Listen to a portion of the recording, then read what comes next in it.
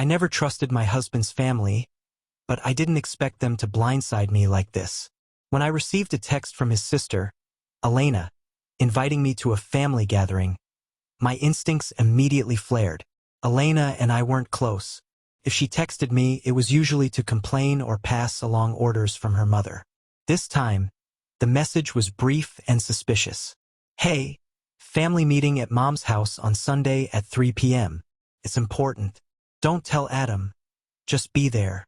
I showed the message to my best friend, Tasha. That's sketchy, Tasha muttered. Why wouldn't they tell Adam? Exactly, I replied, but I kept quiet about it. I needed to see what they were planning.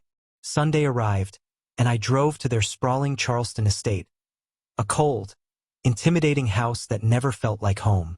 As I stepped inside, I knew I wasn't walking into a warm family meeting. Adam's entire family was there. His mother, Margaret, his father, Charles, Elena, his two brothers, and even his uncle and aunt who lived out of state. They were seated stiffly in the living room, like members of a corporate boardroom. A folder sat ominously on the coffee table. Sit down, Margaret said curtly. I didn't. Arms crossed, I stood by the door. What's going on? Charles picked up the folder, flipped it open, and slid the papers toward me. We need you to sign these. I stepped forward, glanced down, divorce papers. My heart pounded. Are you serious? I scoffed. Margaret's icy smile widened. We've thought long and hard about this. You're not a good fit for our family. You don't respect our values, and you've been a distraction to Adam's future. A distraction? I repeated, laughing bitterly. Elena smirked. Let's not pretend you're surprised. You never belonged here. Where's Adam? I demanded. He's not here, Charles said, smug. We didn't want to involve him. So you're ambushing me? I said coldly. And you expect me to just sign this and disappear? Margaret's smile tightened. It's for the best. That's when I smirked. Actually, I said, reaching into my bag and pulling out my own folder, I have a surprise for you too. I dropped my folder on the table. The room froze. Charles grabbed it first, flipping through the pages. His face drained of color. What is this? Proof, I said, my voice icy. Margaret snatched the papers, her face turning ashen as she read. Elena grabbed a sheet and gasped. How did you? I've known for a while, I said. I was just waiting for the right moment. Turns out, today's perfect. This is fake, Charles stammered, but his trembling hands betrayed him. Oh, you recognize exactly what's in there, I said.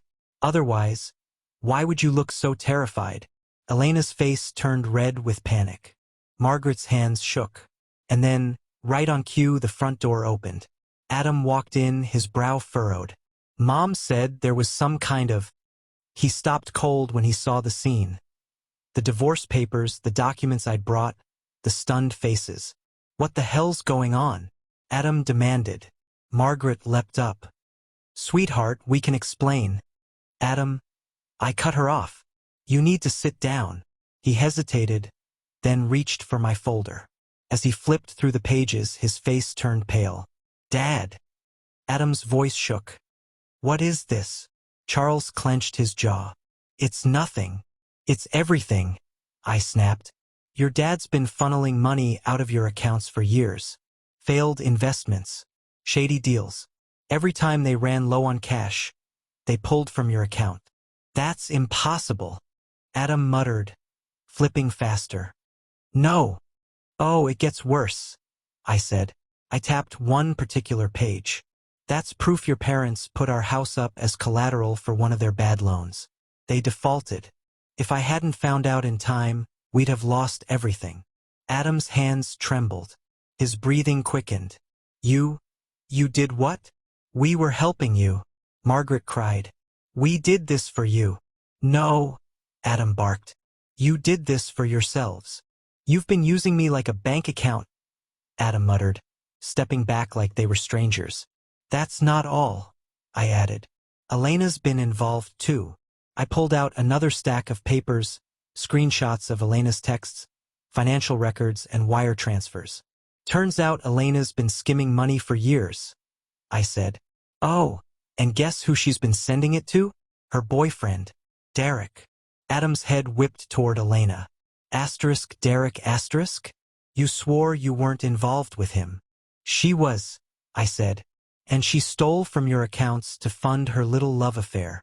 You're lying, Elena shrieked. I've got the proof. I held up the stack of receipts, texts, and records. Every transfer, every shady deal. You stupid little... Elena lunged at me, but Charles grabbed her arm. Is this true?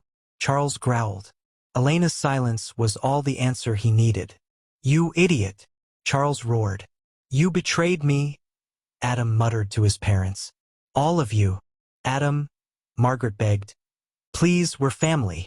Family? Adam's voice cracked. You nearly destroyed me. He turned to me. What do we do now? Sign the papers, I said quietly. End this. Adam stared at the divorce papers, their desperate attempt to silence me. Then he looked at the ones I'd brought, the ones that would expose them all. With his hand shaking, he grabbed the pen and signed. Charles stood so fast his chair scraped the floor. You'll regret this, he snarled. I smiled. I doubt that. I walked out of that house with my head high, Adam beside me, and their world crumbling behind us. Phase 1. The IRS took an interest in Charles's financial mess. Their family business collapsed, their mansion was seized, and their fancy lifestyle evaporated. Phase 2. Elena was charged with fraud, theft, and money laundering. She lost her job, her boyfriend vanished, and her social circle turned its back on her. Phase 3. Adam and I divorced amicably. He apologized, signed what was fair, and cut ties with his family. And me? I moved to a new city, started fresh, and built a life where I was free from their poison, their lies, and their greed. Sometimes revenge isn't just about winning, it's about making sure they know exactly why they lost. And trust me, they knew.